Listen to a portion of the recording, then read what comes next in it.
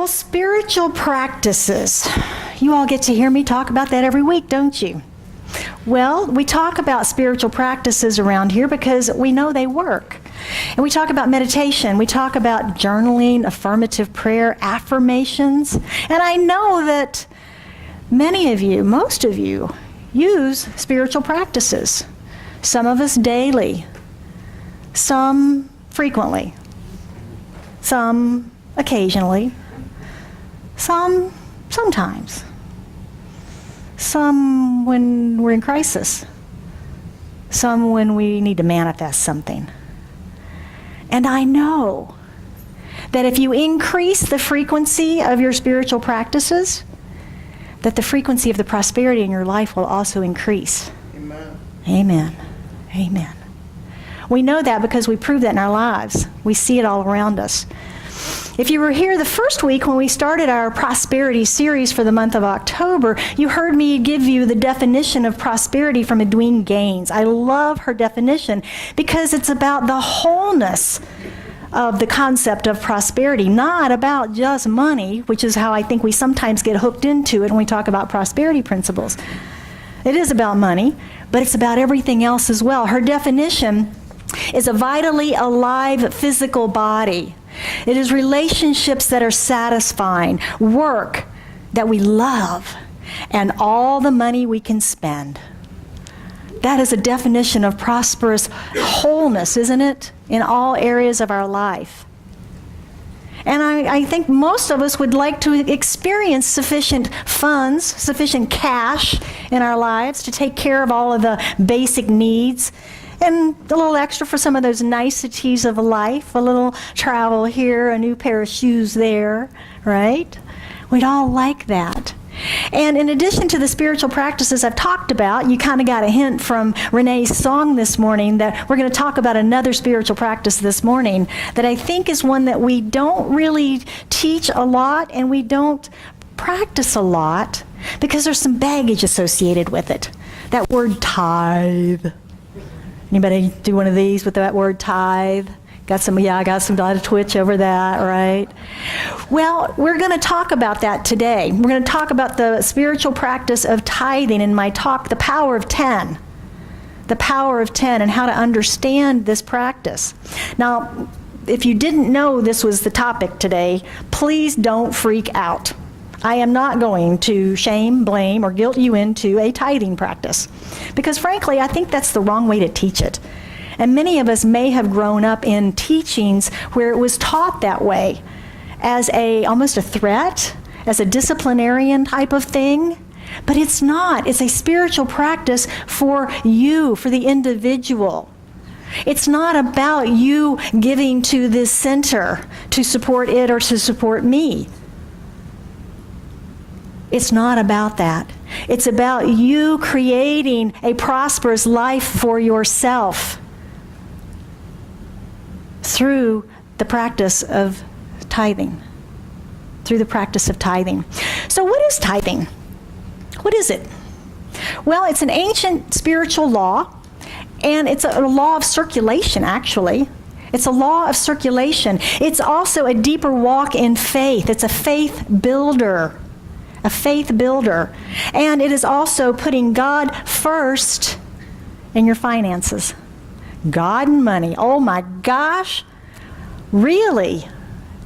Putting God first in your finances. Now, many of us have interesting relationships with money, don't we? It's one of those areas that I'm even still surprised today when the wonky things come up in my consciousness around money. It's just fascinating that I'm still dealing with this after 15 years of a committed tithing practice. But it's deep stuff, right? It's deep stuff. And a lot of our teaching, or not our teaching, a lot of what we think about this, about prosperity, comes from a consciousness of scarcity. Because we're focusing outside of ourselves looking for prosperity. And around here we teach successful living from the inside out, and there's no difference in that with prosperity. Prosperity comes from the inside out. Once we embody the idea of prosperity and we become it, we then begin to see it outpictured and surround us in our lives in all those areas of relationship and career and health, the body, and our finances. So it's living that from the inside out and not looking at what's not here yet and panicking and then trying to create it out there someplace. We start at home, don't we? We start within first. So what exactly is this circulation? If tithing is circulation, faith, and putting God first, what is this law of circulation? Well, I want to start with sort of what it's not. Anybody ever seen a pond? A pond is like a bowl in the ground that's got no water circulating around it. It's just housing that water, and it gets a little dank and dark, and it's not flowing, and it's just not like a rolling stream, right? And we call that stagnant water. And stagnant water can have an odor to it. It can be still. We might talk about stagnant air. Sometimes you just want a little air movement, right? It just feels like the air is oppressive and stagnant. It needs a little movement. We also hear it described as our economy sometimes. It's stagnant. It's just not moving. It's not going up. It's not going down. It's just kind of flat and stagnant. So this idea of circulation is movement, flow. And I think the best example that we each individually have is this beautiful biological system that we walk around in. Our bodies. Our bodies. We've been sitting here for a while. Our hearts have been pumping. And that's circulating the blood through our bloodstream, isn't it? And the oxygen, the breathing, circulation. And our food. Our digestive system is just amazing with the process that it has. Imagine if you ate something and your stomach said, I'm not circulating that to the liver today.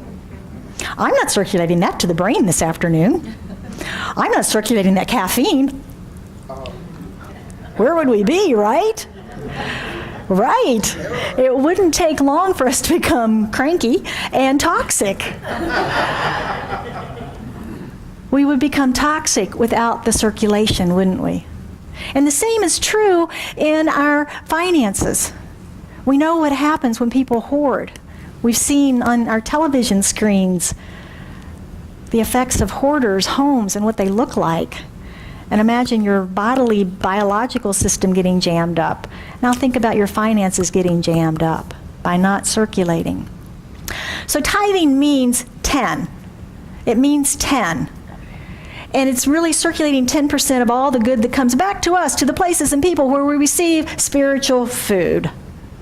Now that never made sense to me. It's like, what is that, the potluck after church? So as I think about that idea of spiritual food, for me, it's where I'm learning to understand what is God. What is this that's greater than I am? What is my relationship to it? Is it up there in the sky sitting on a throne? Is it right here inside of me? How do I use these spiritual laws in my life? How do I show up in the world? How do I become a kinder, gentler person? How do I live successfully from the inside out? It's those places, those people that I have an experience with at the spiritual level are the places that I, quote, tithe back to, that I tithe back to. It's building that relationship with the universal presence. And it's also about understanding our relationship with money. Because tithing, again, is that faith builder. It's a faith builder. It can be scary when you first get started. It can be a scary process. And if you've ever doubted, ever once doubted that you were whole, perfect, and complete, tithing practice might be of benefit to you if you've ever doubted that. Because what the tithing practice does is have us truly, truly anchor into God as our source, the only source.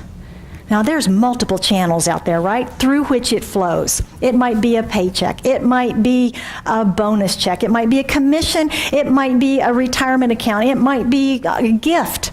Lots and lots of channels through which that good can flow, but it all comes from the one source. It all comes from the divine. It all comes from God.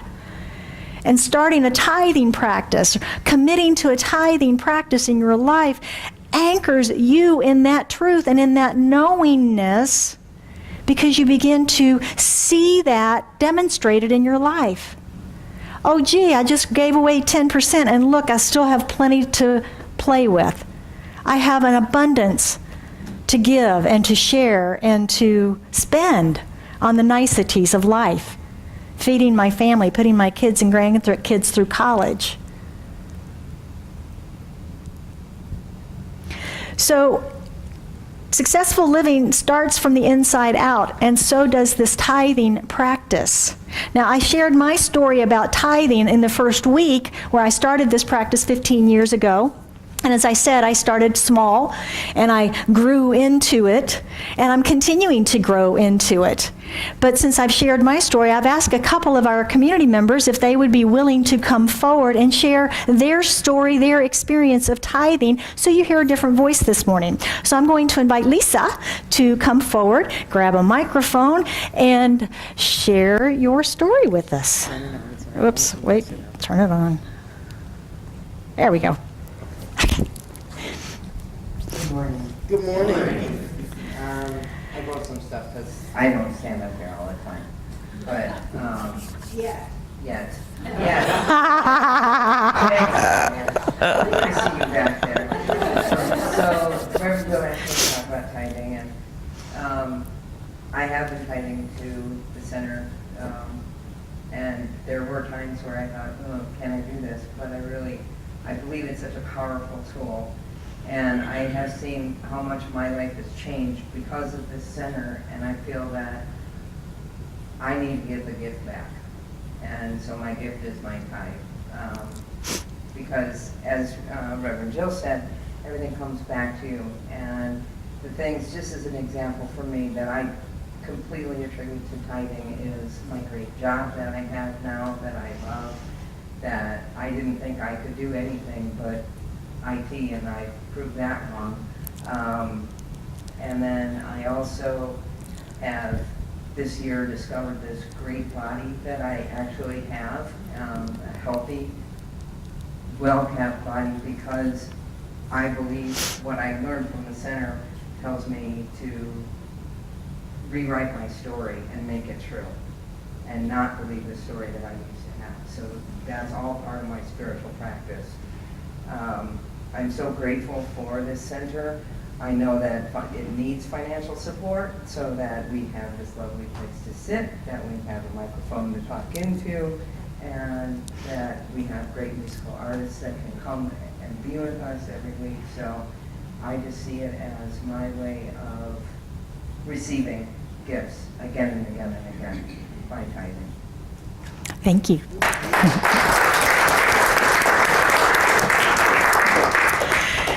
And we have Lori Frisbee and Tom Frisbee, who've shared with us that their tithing practice is that it's all energy. We have the privilege to participate in the circulation of good and more good. We delight in the abundance that flows through us and surrounds us. So thank you, Lori and Tom. And last is Kathy Cano.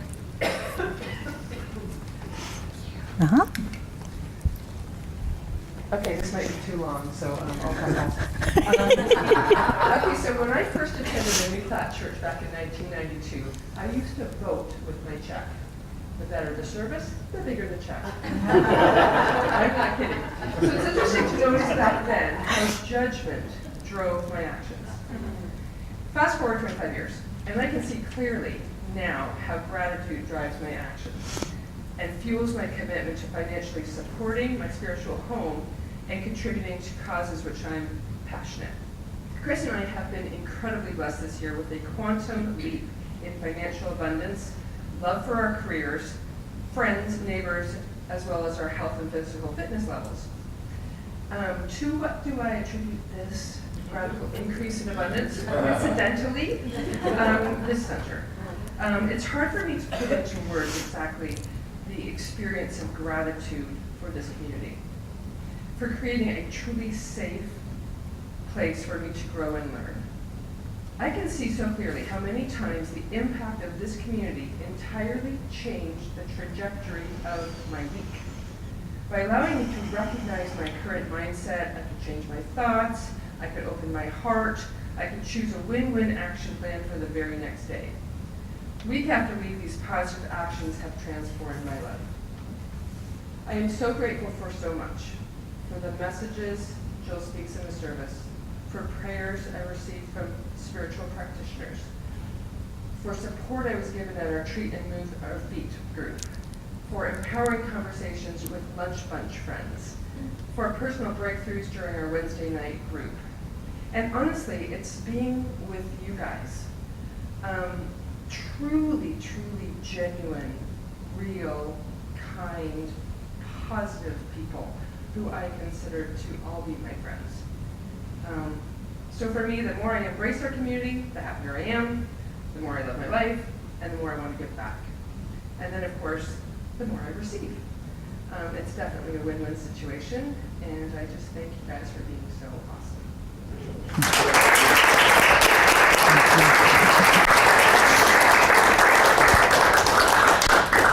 So thank you, everyone, for sharing there with us. Thank you. Thank you, thank you. You're blessing, blessing, blessing. So tithing is a spiritual practice of putting God first in our lives. Putting God first in our lives and in our financial lives. And we talked in the opening week about how we could partner with the divine as the CEO of our lives.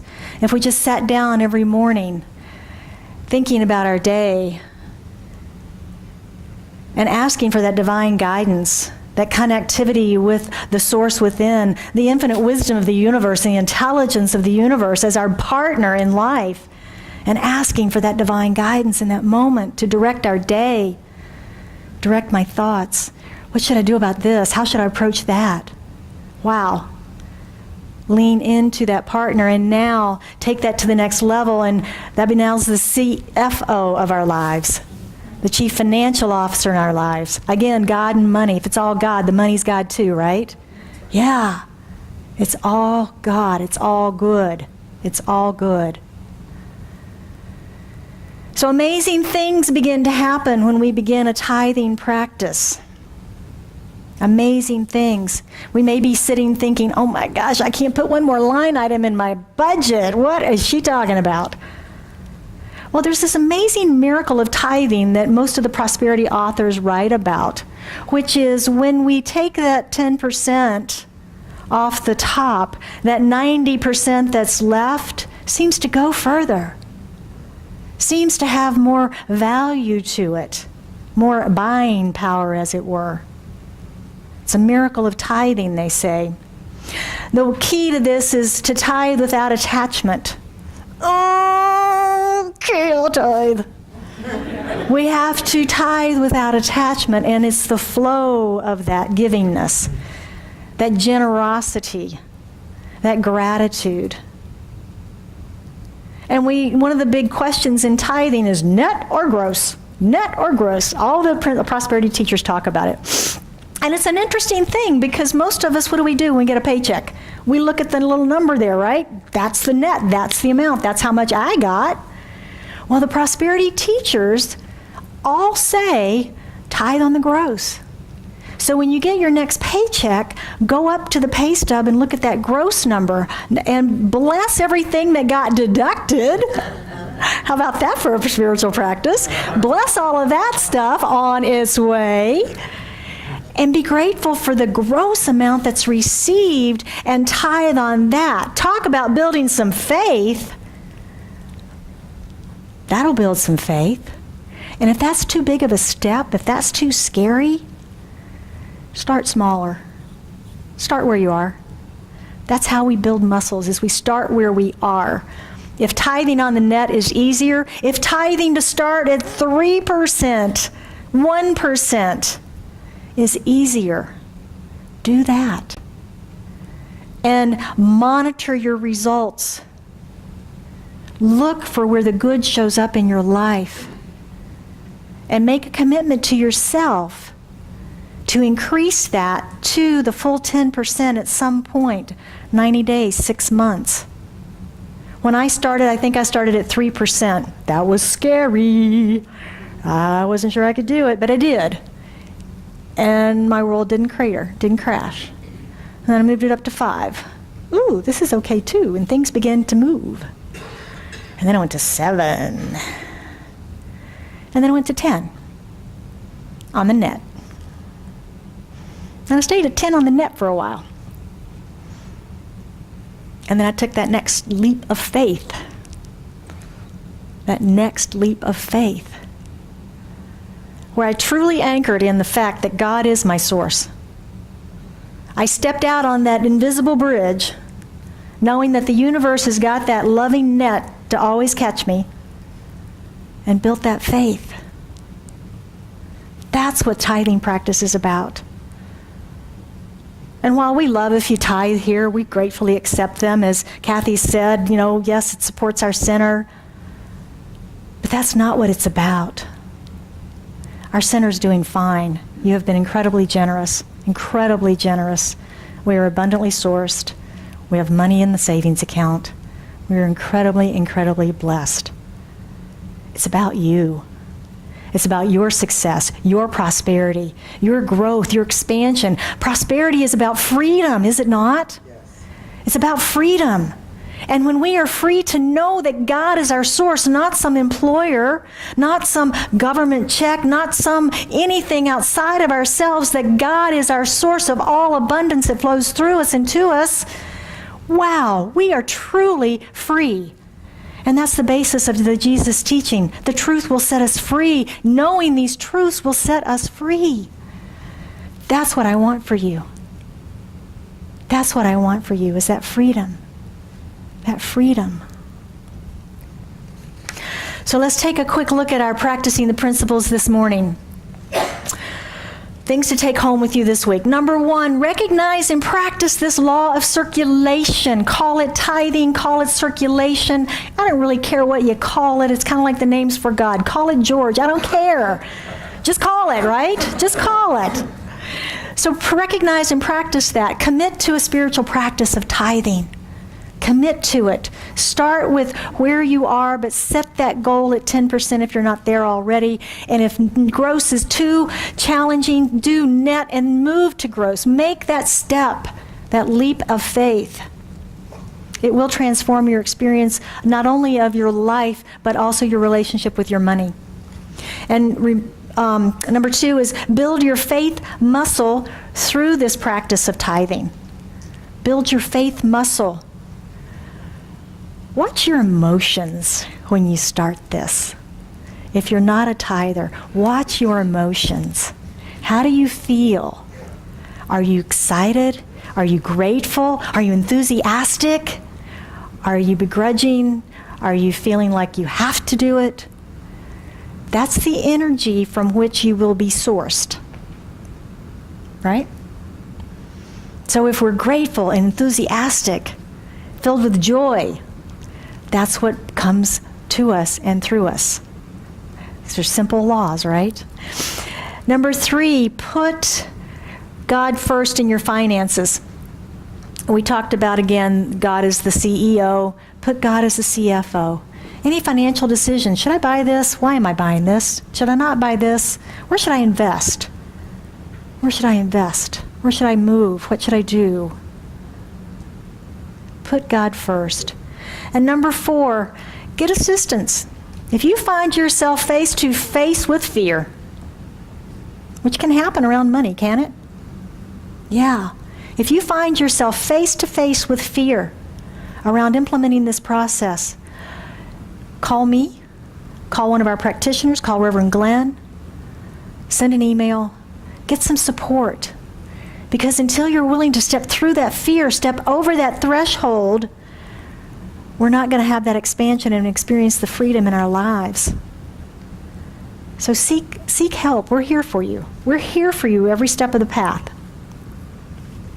So tithing is a commitment to yourself. It's not a commitment to me. I do watch the tithes and the donations and things here, and I watch your lives. I watch your lives to see how you're abundantly living, watching your prosperity blossoming around you and through you. I can see it in your faces. I can see it in your energy around your bodies. So but your commitment is a commitment to you. It's not a commitment even to God. God doesn't care, frankly, because God is the source of your tithe. God doesn't need your tithe. You need the spiritual practice, though. That's the difference. So we're dealing with these universal spiritual laws, cause and effect, law of circulation. Those laws play no favorites, do they? They play no favorites. They work alike for all of us. And we drive the bus on the use of the laws. We drive the bus. And if you've ever seen a rickety old bus going down the road, it's not very well maintained, is it? They're probably not changing the oil and rotating the tires and paying attention maybe even to where they're driving. Don't even take it through the car wash once in a while. And the buses that you see that are pristine and clean and well-fueled and driving appropriately, they're practicing the rules, aren't they? They're practicing the rules, and the same is true for us in our lives. We can become professionals at life, just like an attorney or a doctor, professional athlete. If I'm a professional golfer, I know every rule. I know if I hit off a cart path. I know how far I need to move my club. I know if I get a gimme putt, no such thing, by the way. And there's no such thing as mulligans in the real game of golf. But every professional out there knows those rules, and they practice every single day to build their strength. They try new equipment. They try new clubs. They try new strokes in their game. And I bet every one of them has a subscription to some golf magazine, some way that they're continuing to feed themselves with knowledge of their industry. And the same is true of these spiritual laws. We know what they are. We need to practice them in our life to become professional at life, professional at this game of life. And that's what we're here to do. So I want to close this morning with a quote from noted prosperity author Catherine Ponder and her beautiful, beautiful work, The Dynamic Laws of Prosperity. I highly recommend it. Some of the writing is a little dated, even like our Science of Mind from its era. It was written in the 50s and 60s, but the information is amazing in it. Also, Edwene Gaines, her 4 Laws of Prosperity is amazing.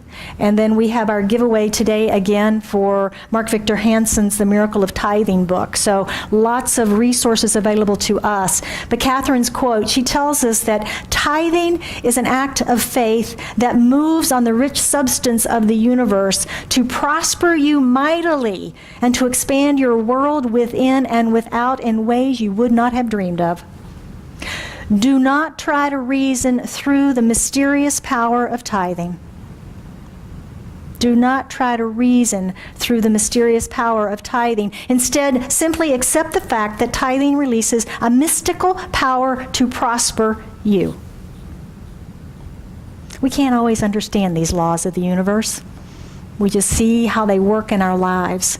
I can't sit here and logically tell you why it works, that if I give away more than I was spending, that I'm going to have more to spend. I can't tell you why that happens, but it does.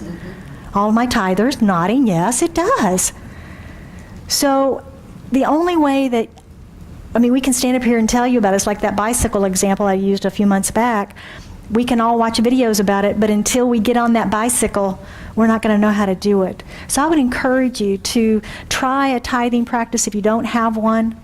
Support this community or another spiritual teacher that you are in alignment with, whatever it is. It's about you. It's about you and your freedom and your prosperity of all of your life. So I want to thank you for being with us today. If you're with us for the first time, once again, welcome, welcome, welcome, welcome. I'm glad to have you with us. I hope you'll come back and see us. And again, the tailgate is right after service. We'll have some fellowship and get to know each other a little bit better there. And I want to close this now with an affirmative prayer. And I would invite you to bring whatever you may be working on right now in your world to your awareness as we speak into affirmative prayer this morning. So if you close your eyes, if you're comfortable, and just join me in this. As we just move within into the stillness, just recognizing that stillness in our bodies, in our minds, and recognizing that God is in the stillness, Spirit, the source, the essence, the presence, the one, that universal wholeness that is life itself. It is the divine substance, source, supply. It is all of the wisdom and the intelligence, the ideas, founded and anchored in just a full expression and flow of love. And all of that's here now, present in this room, and in through and as me, and in through and as each one of us, for we are expressions of it, from that one substance, that one source. But we're each individualized, unique expressions of that, directing that law, driving that bus in our own way, caring and tending for it in our own way. Freedom of choice. So from that place, I speak my word for and about each one of us, knowing that whatever it is we have on our hearts and minds today, we lift that into the light and the power of truth, of wholeness, of the one. Knowing, claiming, and accepting the divine right action through that into the full manifestation of the magnificence that we are in, through, and as our lives, of whatever that situation is. That it is healed, it is resolved, it is restored, it is supplied. And I speak the word this day for and about all of our brothers and sisters on this planet who are dealing with struggle from fire, from smoke, from earthquake, from flood, from water, from hurricane, from whatever it might be, from stresses, from strain, from whatever it might be. Just speak my word for and about them, knowing that the divinity of God, the wholeness of God is right there with each one of them in that situation, unfolding to and through them, and that all of the first responders are there, empowered to bring relief. And that we connect as community on this planet to help each other through this time. So I'm filled with gratitude this morning for the many blessings that are bestowed upon each and every one of us, for the wholeness that we are, for the love that we share.